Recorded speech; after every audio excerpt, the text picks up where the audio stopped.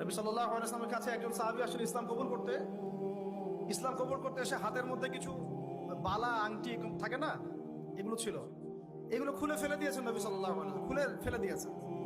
তো একটা খুব দামি সোনার আংটি ছিল, ফেলে দেওয়ার পরে অনেকে বলছে তুমি তো এখন মুসলিম হয়েছো, ইসলাম কবুল করেছো, তো আচ্ছা ঠিক আছে, ওইটা না হয় নবীজি পড়তে নিষেধ করেছেন, তুমি ওইটা নিয়ে বিক্রি করে দাও, বিক্রি করে না হয় ওই টাকা দিয়ে অন্য কিছু করো।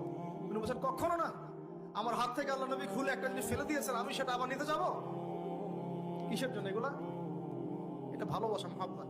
আল্লাহ পাক এটাই কোরআনে বলছেন যে কুল, আপনি বলে দিন, ইন কুনতুম তুহিব্বুন আল্লাহ, তোমরা যদি আল্লাহকে মহব্বত করেই থাকো তাহলে নবীর আনুগত্য করো। নবী সাল্লাল্লাহু আলাইহি ওয়াসাল্লামের কাছে একজন সাহাবী আসলে ইসলাম কবুল করতে এসে হাতের মধ্যে কিছু বালা আংটি থাকে না, এগুলো ছিল, এগুলো খুলে ফেলে দিয়েছেন নবী সাল্লাল্লাহু আলাইহি ওয়াসাল্লাম, খুলে ফেলে দিয়েছেন।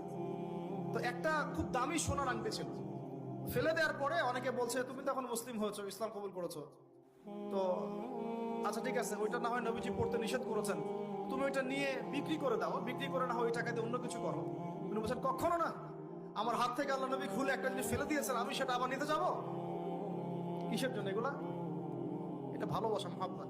আল্লাহ পাক এটাই কোরআনে বলছেন যে কুল, আপনি বলে দিন, ইন কুনতুম তুহিব্বুন আল্লাহ, তোমরা যদি আল্লাহকে মহব্বত করেই থাকো তাহলে নবীর আনুগত্য করো।